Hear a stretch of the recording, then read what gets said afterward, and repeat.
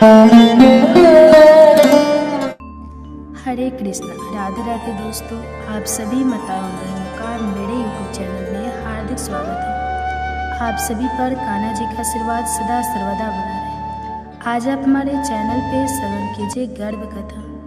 अगर कथा अच्छी लगेगी तो वीडियो को लाइक कीजिएगा और चैनल पे नए हैं तो चैनल को सब्सक्राइब करके बेल आइकन को ऑन कर लीजिएगा, ताकि ऐसे ही गर्भ कथा के नोटिफिकेशन आप सभी के पास सबसे पहले पहुंचे।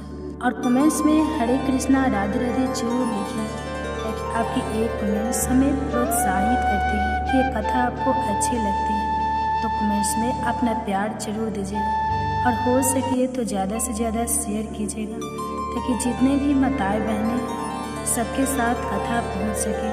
ताकि क्या पता किसी और माँ के गर्भ में भी कान्हा जैसा पुत्र पल रहा हो। तो आइए बड़े ही प्रसन्नचित मन से इस कथा की रसपान करते हैं। कहा जाता है कि गर्भावस्था में अगर पूरी भागवत ना भी सुन पाए तो कृष्ण के जन्म के समय की स्तुति अपने गर्भ में पल रहे शिशु को जल्द ही श्रवण कराना चाहिए। कहा जाता है कि श्रवण करने मात्र से शिशु में भगवान के जैसे ही गुण आते हैं। तो क्यों न हम सभी माताएं एवं बहनें अपने बच्चे की जीवन मंगल कामना के लिए क्यों न गर्भ में पल रहे बच्चे को जरूर श्रवण कराएं एक कृष्ण के जन्म के समय की स्तुति और उनकी पाल लीला। तो आइए श्रवण करते हैं। युगों युगों से भक्तों के हृदय में बसे भगवान श्री कृष्ण का जन्म केवल एक सांसारिक घटना नहीं बल्कि दिव्यता का प्रकटीकरण था। इस कथा का आरंभ होता है उस क्षण से जब धरती ने अपने कष्टों से व्याकुल होकर ब्रह्मा जी के पास पुकार लगाई थी। कलयुग के आगमन से पहले पृथ्वी पर अधर्म, अत्याचार और पाप का प्रभाव बढ़ चला था। कंस जैसे दुराचारी राजा जो अपनी बहन देवकी को भी नहीं बख्शता था, शासन कर रहा था। धरती गौ रूप में ब्रह्मा के पास गई और कहा, हे पितामह, अब मेरा भार सहन नहीं होता, कृपया कोई उपाय करें। ब्रह्मा जी अन्य देवताओं के साथ क्षीर सागर में भगवान विष्णु के पास पहुंचे। वहां उन्होंने परमात्मा की स्तुति की। नमः कमल नाभे नमस्ते मधुसूदन संसार वन्ना तंताड़े ही जनार्दनम। भगवान विष्णु ने ब्रह्मा को आश्वासन दिया, मैं स्वयं यदुवंश में वासुदेव और देवकी के पुत्र रूप में अवतरित होऊंगा और अधर्म का विनाश करूंगा। मथुरा में वासुदेव और देवकी का विवाह संपन्न हुआ। जैसे ही कंस ने आकाशवाणी सुनी, हे कंस, तेरी बहन का 8वां पुत्र तेरा वध करेगा, वह क्रोधित हो उठा और देवकी को मारने दौड़ा। वासुदेव ने उसे रोकते हुए वचन दिया कि वह उसके हाथ अपने सभी संतान सौंप देंगे। कंस ने उन्हें कारागार में डाल दिया। एक एक करके उसने 6 पुत्रों की निर्ममता से हत्या की। 7वां गर्भ बलराम थे, जिन्हें योग माया ने रोहिणी के गर्भ में स्थानांतरित कर दिया। जब 8वां गर्भ ठहरा तो सारा ब्रह्मांड शांत हो गया। देवकी का चेहरा तेज से दमक उठा। वासुदेव ने ध्यान में भगवान का ध्यान किया। उसी क्षण देवकी ने गर्भ में भगवान विष्णु में प्रवेश किया। भगवान विष्णु का गर्भ में रहकर दिव्य स्वाद हुआ। गर्भ में भी श्री कृष्ण ने देवकी को अपने स्वरूप का दर्शन कराते रहे। देवकी ने मन ही मन प्रार्थना की, तव युगेश्वर प्रमक्रम कृते तवमेव जन्मादिभूत जगदादिभूतम तव विष्णु रक्षा प्रिलापालकोस्या प्रसिद्ध देवे से ममता में बंधनो। भगवान ने गर्भ से ही कहा, माँ, तू पूर्व जन्म में भी मेरी माता थी, इस जन्म में भी मैं तेरी कोख से जन्म लेकर भक्तों का उद्धार करूंगा। अष्टमी की अर्धरात्रि को जब सब सो रहे थे, कारागार में दिव्य प्रकाश फैला। एक अद्भुत बालक प्रकट हुआ। शंख, चक्र, गदा पगधारी श्रीहरि स्वयं।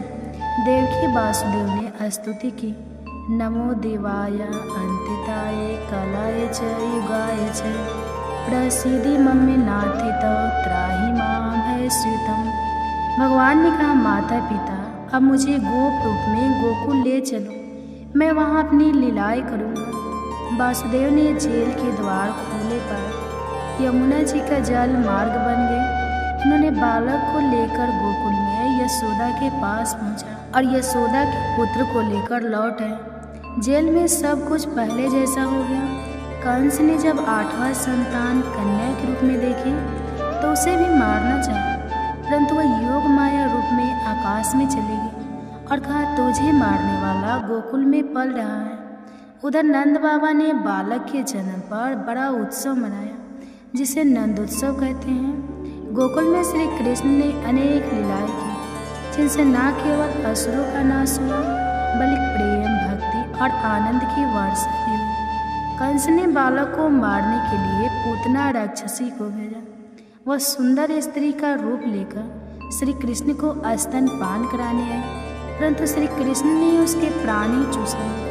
पूतना मुक्त हो गई। गोकुल में सब चकित रह गए। 6 महीने के बालक कृष्ण को जब पांव से झूले में लटकाया गया, तभी संकटासुर रथ के रूप में आया। कृष्ण ने अपने पांव की ठोकर से उसे चूर कर दिया। कंस ने एक और दैत्य त्रिनावृत को भेजा, जो आंधी बनकर कृष्ण को उठाकर ले गया, पर श्री कृष्ण ने उसे ही आकाश में घुमाकर पृथ्वी पर पटक दिया। जैसे जैसे श्री कृष्ण बड़े हुए, उन्होंने ग्वाल बालों संग माखन चोरी की। गोपियाँ उनसे रुष्ट होती, परंतु मन ही मन उनका माधुर्य देखकर मोहित हो जाती। कन्हैया की माखन चोरी सबके मन को भाई। उसकी बाल लीलाएं प्रेम से बरसाएं। एक बार यमुना में कालिया नाग ने विष फैला दिया था। श्री कृष्ण ने वहां कूदे और अपने चरणों से उस पर नृत्य कर उसे पराजित किया। गोकुलवासी ने श्री कृष्ण का जयकार किया। इंद्रदेव के घमंड को चूर करने के लिए कृष्ण ने गोवर्धन पर्वत को अपनी छोटी अंगुली पर उठा लिया और 7 दिन तक सभी गोकुलवासियों को वर्षा से बचाया। गोवर्धन गिरिधारी गोकुल के रखे वाले 7 दिन तक अडिग रहे प्रभु की महिमा न्यारी। श्री कृष्ण का जन्म केवल एक बालक का जन्म नहीं था, वह धर्म की पुनः स्थापना का संकल्प था।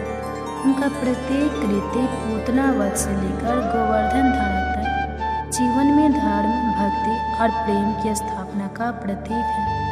देवकी और वासुदेव की पीड़ा, यशोदा का वात्सल्य, ग्वाल बालों की मित्रता, गोपियों का प्रेम, सब मिलकर इस गर्भ कथा को एक दिव्य रूप देते हैं।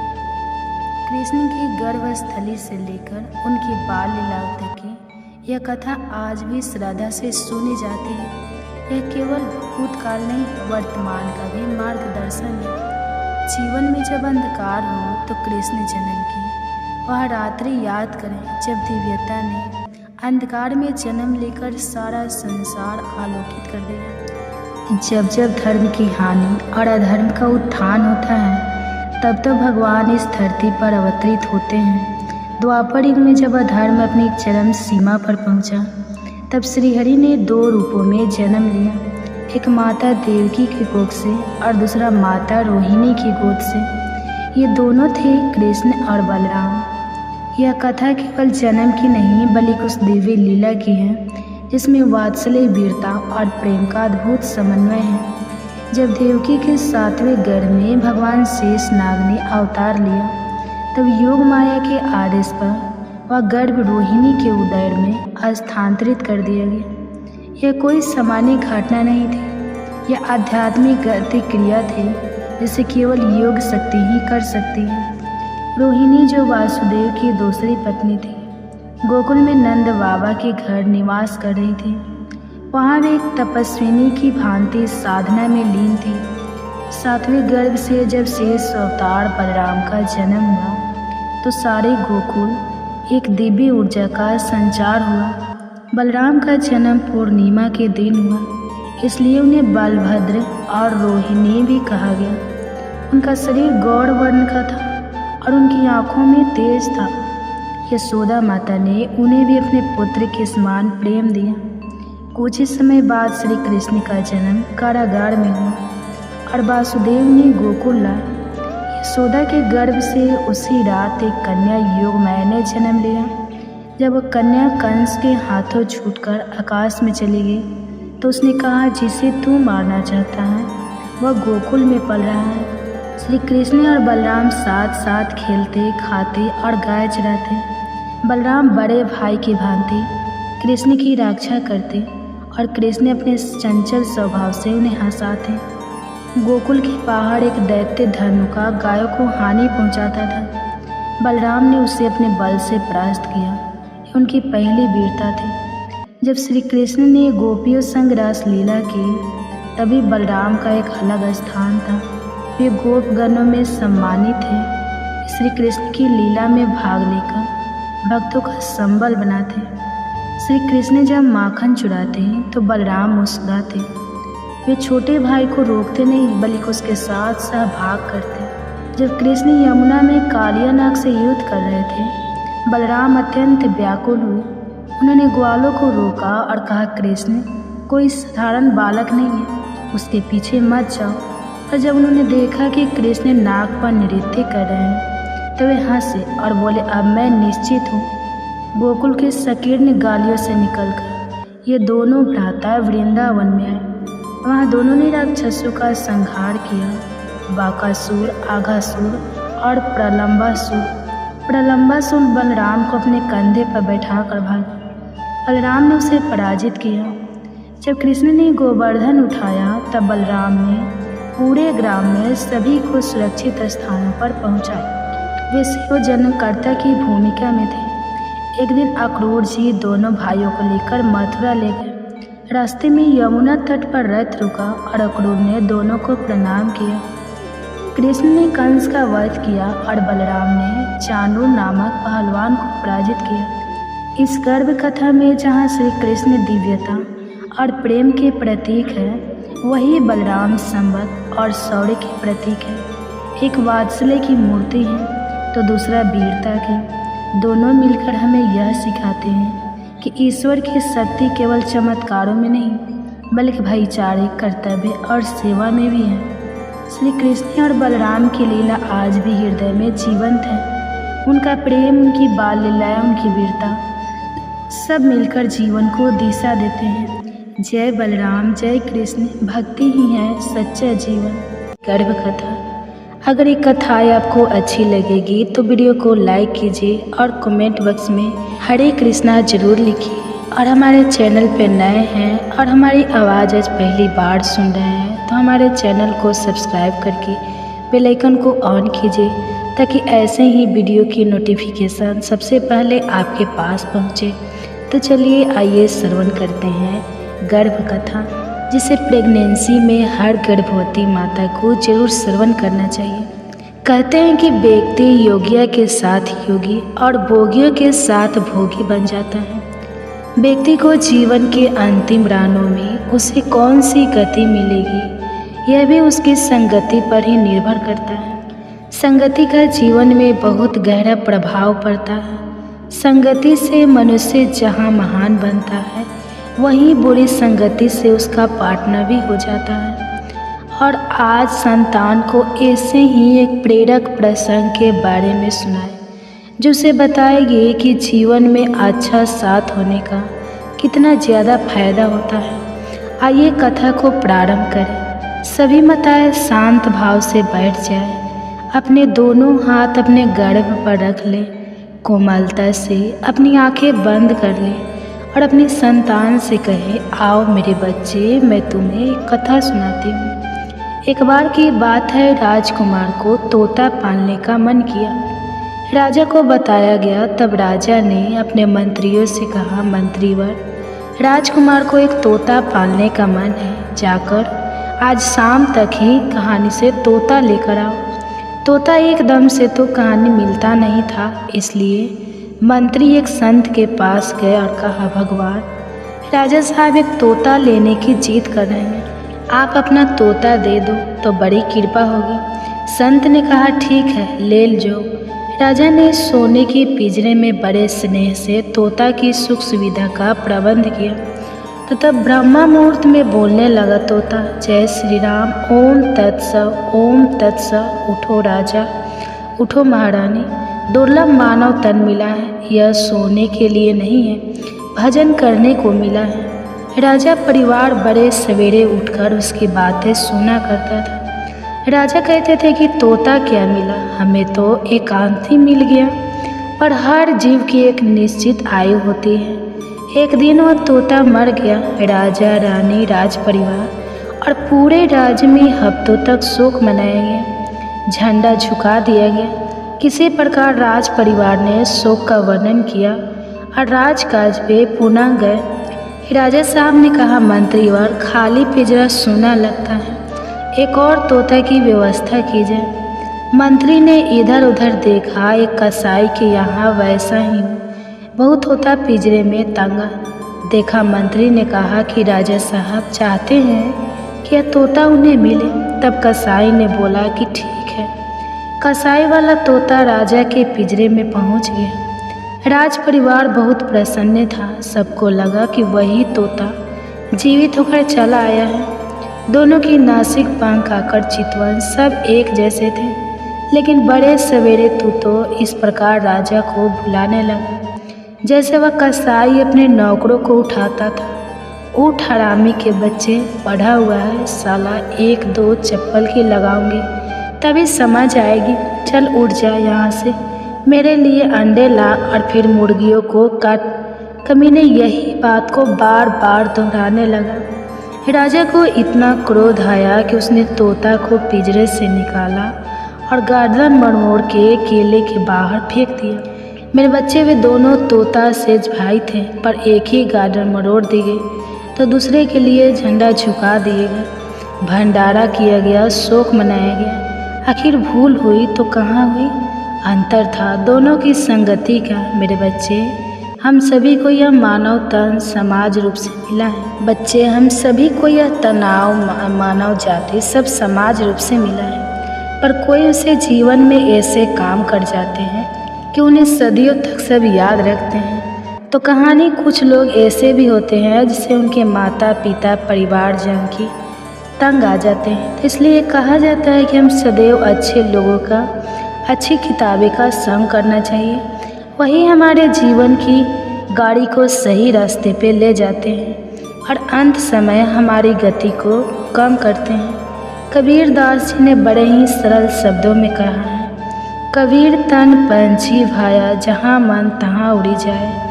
जो जैसी संगति करे सो पैसा फल वैसा ही पाए। अर्थात कबीर दास जी कहते हैं कि हमारा तन एक पक्षी की तरह है, उसके पास आज़ादी भी है। वह चाहे जिस दशा में उड़ सकता है, पर उसे यह समझना चाहिए कि वह जहाँ जाएगा, उनकी संगति करेगा, उसे अपने जीवन में वैसे ही परिणाम मिलेंगे। इसलिए हमें ध्यानपूर्वक एक एक काम बढ़ाना चाहिए। अपनी संगति पर सदैव पैनी नज़र रखनी चाहिए। मेरे बच्चे, चलो अब आज के लिए इतना ही। अब तुम कृष्ण की वाणी सुनो। श्री कृष्ण कहते हैं, किसी भी व्यक्ति के अपने जीवन में सफल ना होने के सबसे मुख्य कारण होते हैं खुद पर भरोसा ना होना। जीवन में वही व्यक्ति सफल होता है जिसे खुद पर भरोसा हो। जिस व्यक्ति को खुद पर भरोसा नहीं है वह कभी भी सफल नहीं हो सकता। एक बार दानवीर कर्ण ने भगवान श्री कृष्ण से अपनी व्यथा सुनाई और कहा कि हे प्रभु, जब मैं पैदा हुआ तब मेरी माँ ने मुझे त्याग दिया, इसमें मेरा क्या अपराध था?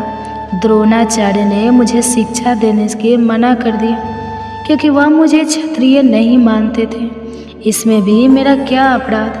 और द्रौपदी के स्वयंवर में मुझे अपमानित किया गया क्योंकि महाराज परिवार का हिस्सा नहीं हूँ। जवाब में श्री कृष्ण ने कहा, हे कर्ण, जरा ध्यान से सुनो। मेरा जन्म हुआ तब मैं कारागार में था और मैं पैदा होते ही मेरी मृत्यु मेरा प्रतीक्षा कर रही थी। जिस रात मेरा जन्म हुआ था उस रात मुझे मेरे माँ बाप से अलग होना पड़ा, जहाँ पहुँचकर मुझे हर वो एक काम करना पड़ा जो एक गरीब परिवार में करना पड़ता है। गायों का गोबर हाथ से उठाना। जब मैं चल नहीं सकता था तब मुझ पर प्राण घातक हमले किए गए। मुझे मारने की बार बार कोशिश की गई। न मेरे पास बचपन में शिक्षा थी, न ही महल था, न कोई गुरुकुल था, न कोई विशाल सेना थी। लेकिन तब भी मेरे मामा मुझे उनका सबसे बड़ा शत्रु मानते थे। मेरा भी जीवन कई चुनौतियों से गुजरा है। यह बात इतना महत्वपूर्ण नहीं है कि जीवन में कितनी बार अपमानित होना पड़ रहा है, पर यह महत्वपूर्ण है कि आप उस अपमान का जवाब कैसे दे रहे हैं। आपके पास ज्ञान है जिसका आप इस्तेमाल कर पा रहे हैं, और इन सब चुनौतियों को पार करके कैसे आगे बढ़ते हैं, यह सब बात सबसे अधिक महत्वपूर्ण है। जब कुछ किताबों से ही सीखने को नहीं मिलता, कुछ मतलबी लोगों से भी बहुत कुछ सीखने को मिलता है। गलती उसी से होती है जो मेहनत से काम करता है। निकम्मे की ज़िंदगी में तो दूसरे की बुराई खोजने में ख़त्म हो जाती है। इज्जत इंसान की नहीं होती है, ज़रूरत की होती है। ज़रूरत ख़त्म तो इज्जत ख़त्म। बोलना सीखिए वरना ज़िंदगी भर सुनना पड़ेगा। उड़ने में बुराई नहीं है, आप भी उतना ही उड़े जहाँ से ज़मीन साफ दिखाई देती है। सिर्फ वो लोग आपकी परवाह करते हैं जो आपको तब भी सुन सकते हैं जब आप चुप होते हैं। चिंता उतनी करिए जितने में काम हो जाए, उतना नहीं कि ज़िंदगी तमाम हो जाए। आप अपने शब्दों को चाहे जितनी भी समझदारी से बोलिए, लेकिन सुनने वाला अपनी योग्यता और अपने मन के विचारों के अनुसार उसका मतलब निकालता है। यकीन करो, जो तुम्हें भूल चुका है वो भी याद करेगा, बस उसके मतलब के दिन आने दो। कहानी ज़िंदगी की यही है कि इसमें मनचाहा किरदार नहीं मिलता। ज़िंदगी तो अपने दम पर ही जाती है, दूसरे को कंधे पर तो सिर्फ जनाजे उठाए जाते हैं। आपकी मुस्कान आपके चेहरे पर भगवान के हस्ताक्षर हैं। उसे अपने आंसुओं से धुन ले या क्रोध से मिटने ना दे। कोई भी व्यक्ति हमारा मित्र या शत्रु बनकर संसार में नहीं आता। हमारा व्यवहार और शब्द ही लोगों को मित्र और शत्रु बनाता है। जो व्यक्ति हर वक्त दुख का रोना रोता है, उसके द्वार पर खड़ा सुख बाहर से ही लौट जाता है। जिसके पास उम्मीद और आस है वह जिंदगी के हर इम्तिहान में पास है। हर कोई अपना नहीं होता, और यही सच है। कितने अजीब है यह जमाने के लोग खिलौना छोड़कर जज्बातों से खेलते हैं। महान दिमाग विचारों की चर्चा करता है, औसत दिमाग घटनाओं की चर्चा करता है, और छोटा दिमाग लोगों की चर्चा करता है। अहंकार ना पालिए, वक्त के समंदर में कई सिकंदर डूब गए। इन 5 जगहों पर हमेशा चुप रहिए। पहला, जहां आपके शब्दों की कोई कीमत नहीं। दूसरा, जहां बोलने के बाद आपको पछताना ना करना पड़े। तीसरा, अगर आपके बोलने से किसी का दिल दुखता है।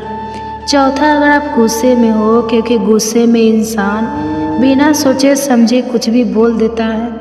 और पांचवा, जहां आपकी समझदारी से कोई सुनने वाला ना हो। किसी का कष्ट देखकर अगर तुम्हें भी कष्ट होता है तो समझ लेना तुम्हारी आत्मा में परमात्मा विराजमान है। सिर्फ सुकून ढूंढिए, ज़रूरतें कभी पूरी नहीं होती। ज़िंदगी में सारा झगड़ा ख्वाहिशों का है। ना तो किसी को गम चाहिए और ना ही किसी को कम चाहिए। जिसके इरादे हमेशा साफ होते हैं, कई बार लोग उसके ही खिलाफ होते हैं। जो तुमसे तंग आ जाए उसे छोड़ दो, क्योंकि बोझ बन जाने से याद बनना बेहतर है। झूठ की खरीदारी ज़्यादा दिन तक नहीं टिकती। सच एक ही सही अंत तक साथ देता है। किसी इंसान के आज को देखकर उसके भविष्य का मजाक मत उड़ाओ, क्योंकि समय में इतनी शक्ति है कि वह कोयलों को भी धीरे धीरे हीरे में बदल देता है। समय जब फैसला करता है तो गवाही की ज़रूरत नहीं होती। इंसान का काम तमाम करने वाला शब्द है, कल करूँगा। ना तो अधिक बोलना अच्छा है, ना ही ज़रूरत से ज़्यादा चुप रहना। जैसे बहुत अधिक वर्षा होना भी अच्छा नहीं है, वैसे बहुत अधिक धूप भी अच्छी नहीं होती। विचार कीजिए, जब हमारा जन्म हमारी मर्जी से नहीं होता तो मरण भी हमारी मर्जी से नहीं होता। तो इस जन्म मरण के बीच में होने वाली सारी व्यवस्था हमारी मर्जी से कैसे हो सकती है। ज़िंदगी में हर मौके का फ़ायदा उठाओ और किसी के मजबूरी का नहीं। अगर ज़िंदगी मौका देती है तो धोखा भी देती है। आज के ज़माने में सुखी होना तो स्वार्थी बनना पड़ेगा। यह हम नहीं, इस युग की सत्य हकीकत है। जो हमारे जज्बातों की कदर नहीं कर सकते, उनके पीछे पागल होना प्यार नहीं, बेवकूफ़ी है। हवाएं अगर मौसम का रुख बदल सकती है तो दुआएं भी मुसीबत का पल जरूर बदल सकती है। जो दिल में है उसे कहने की हिम्मत रखो, जो दूसरे के दिल में है उसे समझने की समझ रखो। रिश्ते कभी नहीं टूटेंगे। अपनी लगन, धैर्य, हिम्मत और सकारात्मक विचारों के सहारे इंसान अनेक विकट परिस्थितियों में भी सफलतापूर्वक बाहर आ सकता है। यह एक निश्चित बात है कि आप काम खत्म नहीं कर सकते। अगर आप काम शुरू नहीं करेंगे, किसी भी काम का सबसे कठिन हिस्सा काम को शुरू करना है। कभी हार मत मानो। आज कठिन है, कल बेहतर होगा, लेकिन कल के दिन के बाद सुनहरा होगा। अगर इंसान में कुछ करने की इच्छा हो तो दुनिया में कुछ असंभव नहीं है। जहाँ दूसरों को समझना मुश्किल हो जाए, वहाँ खुद को समझ लेना ही बेहतर है। बदन है मिट्टी का, सांसें सारी उधार है। घमंड भी है तो किस बात का, यहाँ तो हम सब किराएदार हैं। परेशानियाँ जिंदगी का हिस्सा है। जिसने अपनी परेशानियों पर कदम रखा है वह जीत गया है, और जिसने अपनी परेशानियों को सर पर सवार कर लिया वह लूट गया। जीवन में कई बार हम बड़ी बड़ी परेशानियों से यूं ही निकल जाते हैं, मानो कोई है जो हमारा साथ दे रहा है, और उसी अदृश्य शक्ति को हम परमात्मा कहते हैं। इसलिए याद रखना, जब दुनिया साथ छोड़ दे तो ईश्वर आपका हाथ थाम लेता है। क्रोध के सामने थोड़ा रुकना सीखो और गलती के सामने थोड़ा झुकना सीखो। जो आपके हाथ में नहीं है, यदि उसका मुंह करोगे तो जीवन नर्क बन जाएगा। जीवन में इतना सबक तो मिल गया। फिक्र में रहोगे तो खुद चलोगे, बेफिक्र रहोगे तो दुनिया जलेगी। तन्हाई का एक अलग ही मज़ा है, इसमें डर नहीं होता।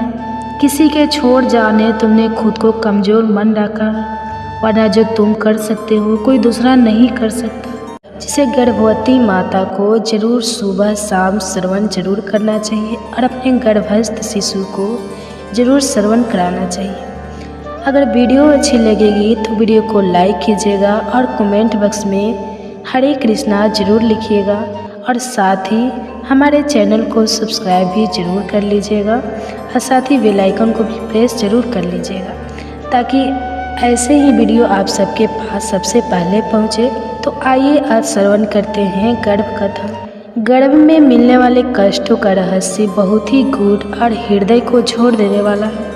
श्री कृष्ण अर्जुन से कहते हैं, हे पार्थ, जब कोई जीव माँ के गर्भ में आता है तो केवल शरीर धारण नहीं करता, बल्कि अपने पूर्व जन्मों के कर्मों का पूरा बोझ भी साथ लाता है। वह मांस, मज्जा और रक्त के बीच एक अंधेरे कैद में घिरा रहता है, जहाँ चारों ओर केवल अंधकार, घुटन और पीड़ा होती है। 6 माह के बाद जब उसे होश आने लगता है तो असहनीय दुर्गंध के बीच कड़ा उठता है। उस घुटन भरे संसार में हर क्षण उसे ऐसा प्रतीत होता है जैसे वह किसी कठोर दंड को भोग रहा हो। तब वह आत्मा आर्त स्वर में ईश्वर से पुकारती है, हे प्रभु, मैंने ऐसा कौन सा पाप किया था जो मुझे इस अंधकारमय नरक में धकेल दिया गया। मैं इस मोह माया से भरी दुनिया में जन्म नहीं लेना चाहता।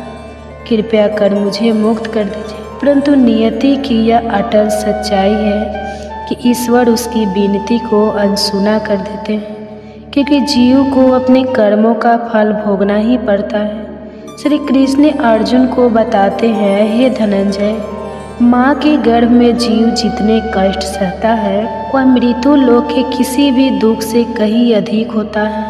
परंतु यह कष्ट किसी के साथ अन्याय नहीं, बल्कि उसके पूर्व जन्मों में किए गए कर्मों का ही प्रतिफल होता है। वहाँ वह अपने पापों पर पछताता है, अपने किए गए अधर्म को याद कर तड़प उठता है और सोचता है कि काश उसने सत्कर्म किए होते तो आज उसे इस पीड़ा में ना रहना पड़ता। परंतु जैसे जैसे जन्म की घड़ी पास आती है, वैसे वैसे वह अपने पूर्व जन्म की बातें भूलने लगता है। जैसे ही वह संसार में जन्म लेता है, उसे अपने बीते हुए जन्म की कोई स्मृति नहीं रहती।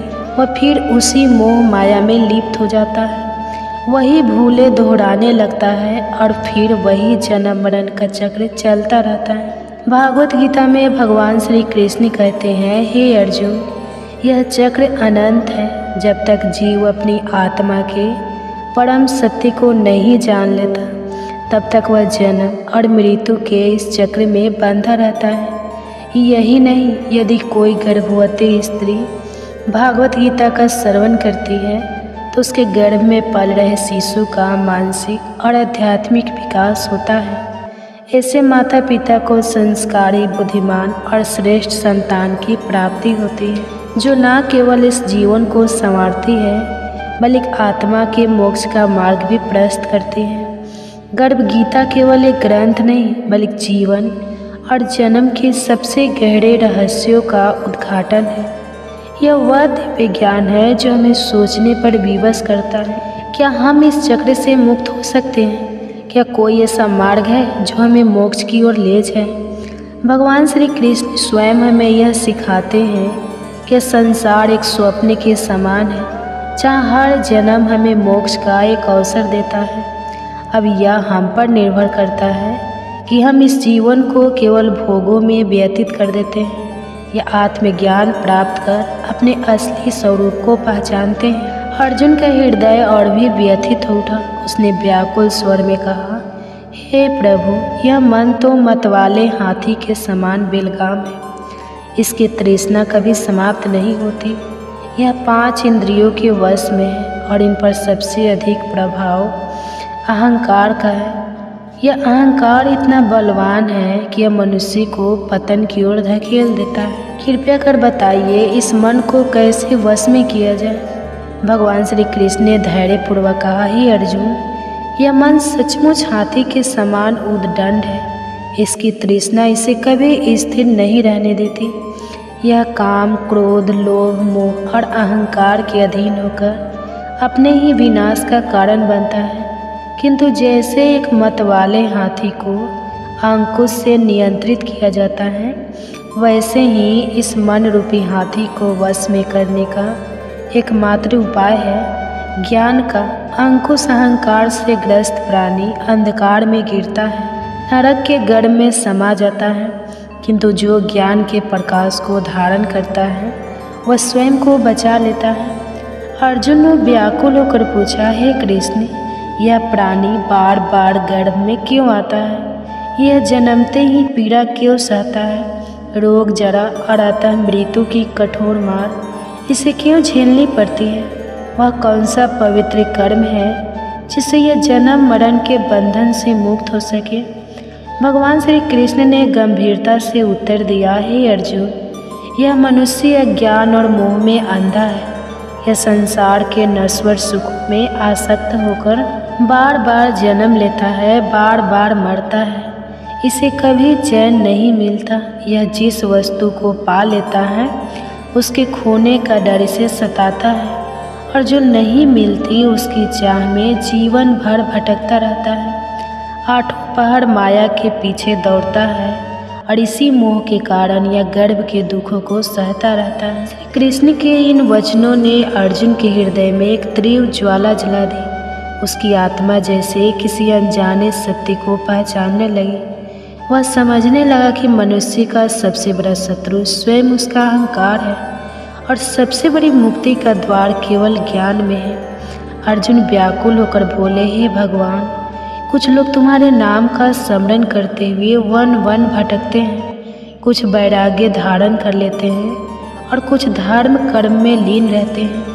इन सब में सच्चा भक्त कौन है? कौन वास्तव में तुम्हारे निकट है?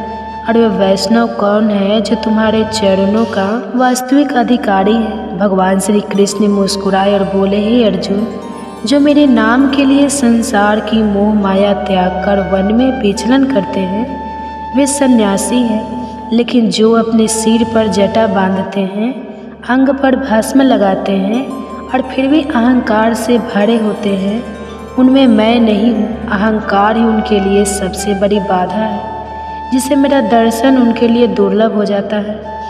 अर्जुन का मन व्याकुल हो उठा। वे आगे बोले, हे प्रभु, कौन सा ऐसा पाप है जिससे किसी की पत्नी की मृत्यु हो जाती है? कौन सा अपराध किसी के पुत्र को छीन लेता है? और वह कौन सा अधर्म है जिससे कोई नपुंसक हो जाता है? भगवान श्री कृष्ण ने गंभीर स्वर में उत्तर दिया, हे अर्जुन, जो व्यक्ति किसी से उधार लेता है और उसे लौटाने की नियत नहीं रखता, उसके इस पाप से उसकी पत्नी असमय मृत्यु को प्राप्त होती है।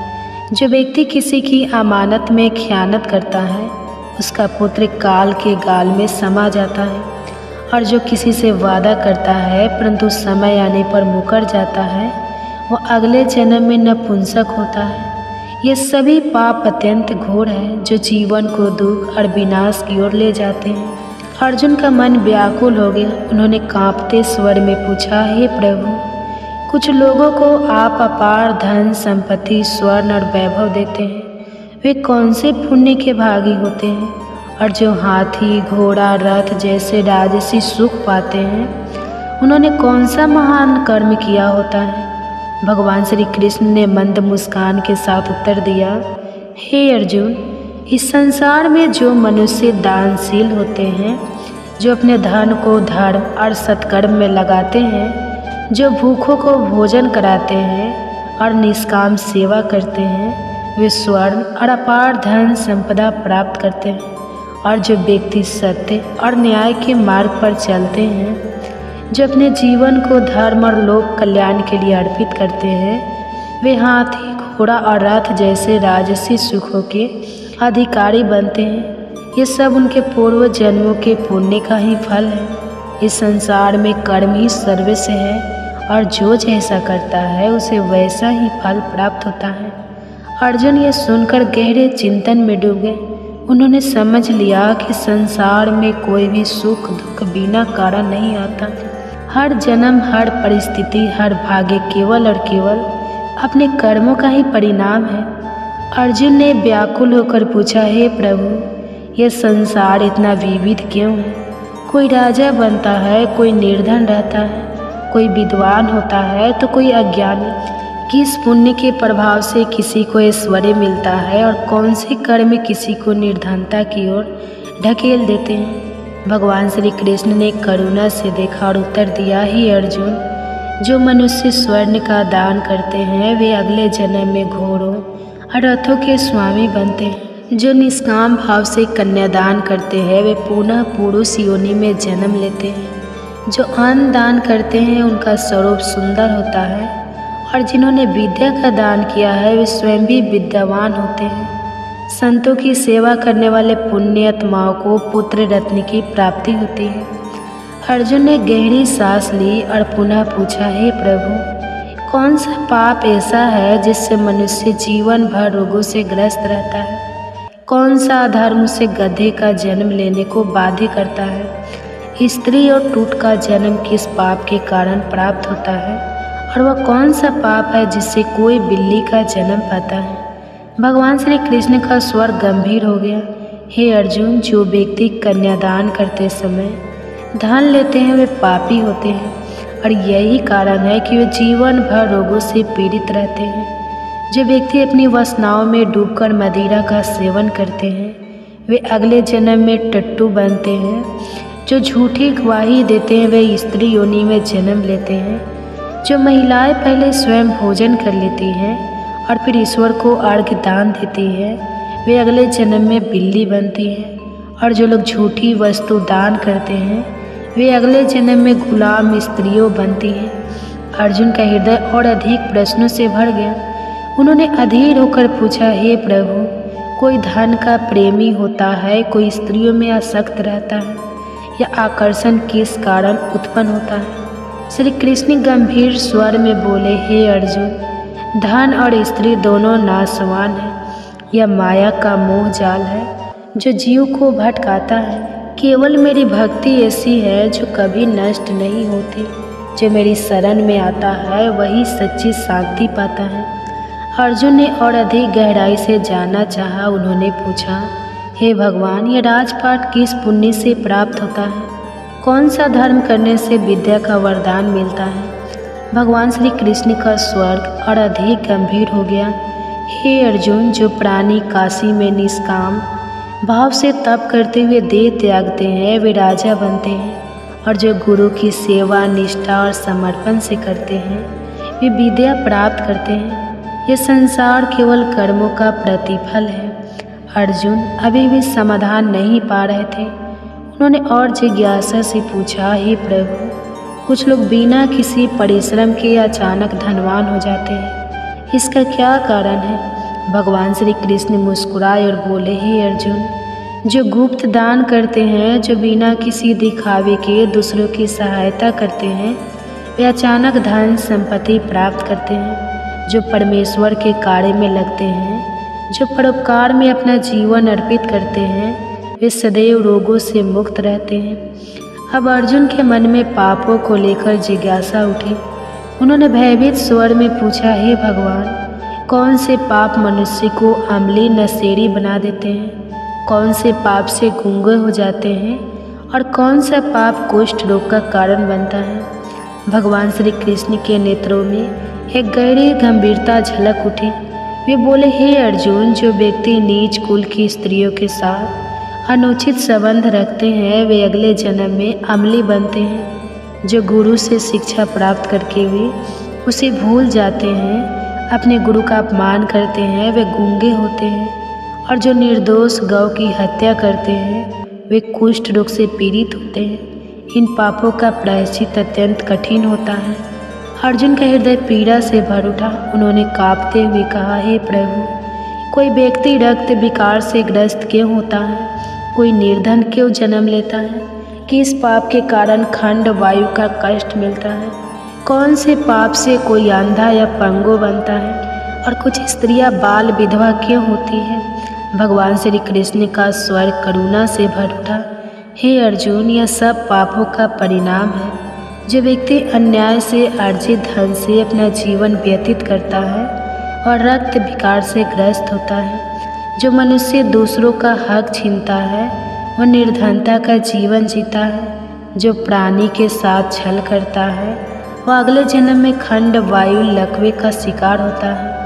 जो अपने माता पिता का अपमान करता है, वे अगले जन्म में अंधे या पंगु जन्म लेते हैं।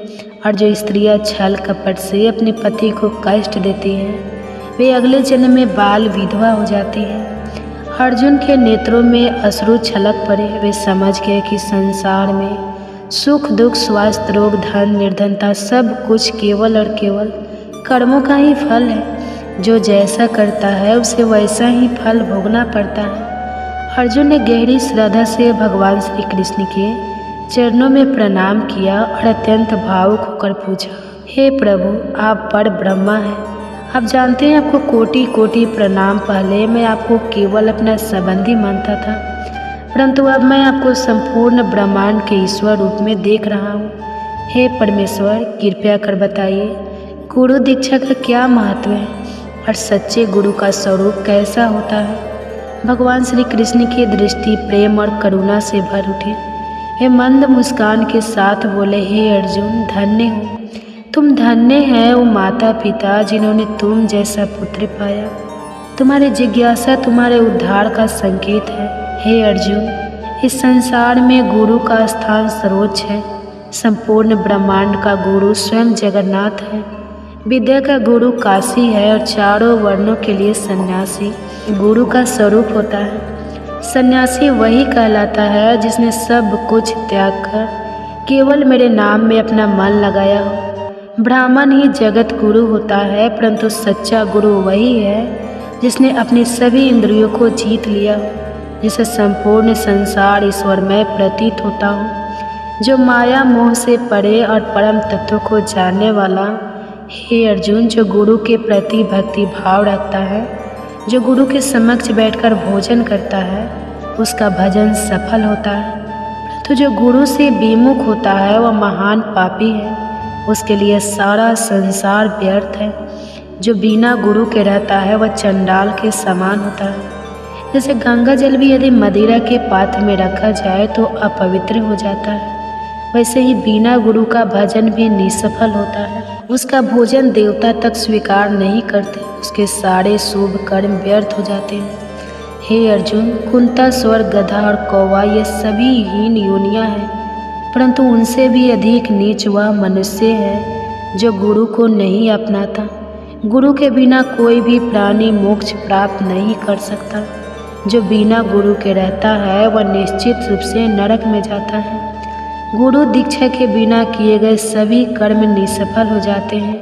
हे अर्जुन, जैसे गंगा समस्त नदियों में श्रेष्ठ है, जैसे सभी व्रतों में एकादशी का व्रत सर्वोत्तम है, वैसे ही सभी पूर्ण कर्मों में गुरु की सेवा श्रेष्ठ है। जो गुरु को अपनाए बिना धर्म करता है वह केवल पशु योनि में उसका फल भोगता है और 84 लाख योनियों में भटकता रहता है। अर्जुन का हृदय भाव विह्वल हो उठा। उनकी आंखों में श्रद्धा के आंसू छलक है। उन्होंने कांपते स्वर में पूछा, हे प्रभु, गुरु दीक्षा क्या होती है? कैसे एक साधारण प्राणी गुरु की कृपा प्राप्त कर सकता है? भगवान श्री कृष्ण के नेत्रों में दिव्य तेज झलक उठा। उन्होंने गंभीर और मधुर स्वर में कहा, हे अर्जुन, धन्य है तेरा जन्म, क्योंकि तूने यह परम पवित्र प्रश्न किया। गुरु दीक्षा मात्र 2 अक्षरों में समाई हुई है, हरि एव और हरि एम एव। 2 अक्षर गुरु द्वारा प्रदान किए जाते हैं और चारों वर्णों के लिए इन्हें अपनाना सर्वोत्तम है। जो व्यक्ति गुरु की सच्चे मन से सेवा करता है वह मेरे हृदय में स्थान पाता है। वह 84 लाख योनियों से मुक्त हो जाता है, जन्म मरण के बंधन से छूट जाता है और नरक के दुखों से बच जाता है।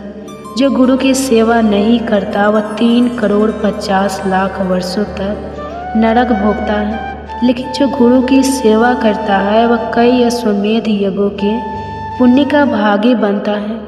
गुरु की सेवा करना ही मेरी सेवा करना है। हे अर्जुन, हमारे इस पवित्र स्वाद को जो भी प्राणी श्रद्धा से पढ़ेगा और सुनेगा वह जन्म जन्मांतर के कष्टों से मुक्त हो जाएगा। उसके 84 लाख योनियाँ कट जाएगी और वह गर्भ के दुखों से सदा के लिए मुक्त हो जाएगा। अर्जुन की आंखों से अश्रुधारा बह निकली। उन्होंने श्री कृष्ण के चरणों में सिर झुका दिया और उनके भीतर एक असीम शांति का संचार हुआ। अब उन्हें अपना मार्ग स्पष्ट दिखने लगा। गुरु की भक्ति और सेवा ही परम सत्य है। वृद्ध जनों के प्रति कर्तव्य परिवार के सदस्यों का कर्तव्य है कि वे वृद्धों को यह महसूस ना होने दे कि उनका इस घर में कोई स्थान नहीं रहा। उन्हें ऐसा लगना चाहिए कि परिवार उनके प्रति प्रेम और उनका सम्मान रखता है। यदि हम आज अपने बुजुर्गों की सेवा करेंगे तो कल हमारी संतानें भी हमें वही आदर देगी। यह जीवन का चक्र है, जो बोवेगे वही पाओगे। गृहस्थों का कर्तव्य है कि जो भी अतिथि या अभाग्यत उनके द्वार पर आए उसका उचित सत्कार करें। भारतीय संस्कृति में कहा गया है, अतिथि देवो भव। जहाँ अतिथियों का सम्मान नहीं होता वहाँ समाज और परिवार की उन्नति रुक जाती है। परिवार की एकता भी बहुत महत्वपूर्ण है। जहाँ लोग एक दूसरे से खुलकर स्वाद नहीं करते, एक दूसरे से कटे कटे रहते हैं, वह समाज और परिवार शीघ्र ही बिखरने लगते हैं। इसके विपरीत जहाँ शाम को सभी सदस्य मिलकर बैठते हैं, अपनी बातें साझा करते हैं और परस्पर प्रेम भाव रखते हैं, वहाँ परिवार में सुख और समृद्धि बनी रहती है। अगर कोई व्यापार लगातार घाटे में चल रहा हो तो उसे सफल नहीं कहा जा सकता। इसी तरह मानव जीवन भी एक व्यापार की तरह है।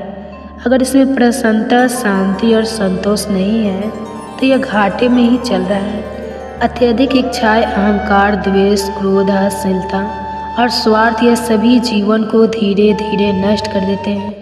बहुत से लोग सारी भौतिक सुविधाएं होने के बावजूद भी मानसिक रूप से परेशान रहते हैं, क्योंकि वे ईर्ष्या, द्वेष, कलह, चिंता और मानसिक उलझनों में उलझे रहते हैं। धन अधिक हो या कम, लेकिन मन यदि पवित्र है तो जीवन सुखी रहेगा। शुद्ध विचार, संतों और सज्जनों की संगति से मन की पवित्रता बनी रहती है। बुढ़ापा जीवन का अंतिम सत्य, अंत भला तो सब भला, यह कहावत सही है, लेकिन अधिकांश लोगों के लिए बुढ़ापा सबसे कष्टदायक समय बन जाता है। जो व्यक्ति अपने पूरे जीवन में क्रोध, ईर्ष्या, स्वार्थ और कटुता को पालता है, उसका बुढ़ापा भी दुखदायी हो जाता है। परंतु जो संतोष, सेवा और प्रेम का मार्ग अपनाता है, वो अपने जीवन के अंतिम पड़ाव को भी शांति और सुख के साथ व्यतीत करता है। वास्तविक सुख बाहरी चीज़ों में नहीं, मन की शांति अच्छे विचारों और प्रेम पूर्ण संबंधों में है। वृद्धों का सम्मान करें, उनके अनुभवों से सीखें, परिवार में प्रेम और एकता बनाए रखें, मन को शुद्ध रखें ताकि जीवन के अंतिम क्षण भी सुखद और शांतिपूर्ण हो। दोस्तों, अगर आपको ये वीडियो पसंद आई हो तो लाइक, शेयर और सब्सक्राइब करना ना भूलें। यदि आप हमारे YouTube चैनल वंदना काव्या पर नए हैं तो सब्सक्राइब करके बेल आइकन दबाएं ताकि हमारी हर नई वीडियो सबसे पहले आप तक पहुंचे। कमेंट्स में जय श्री कृष्णा, राधे राधे लिखना, अपना आशीर्वाद दें। हमारी पूरी वीडियो देखने के लिए धन्यवाद। जय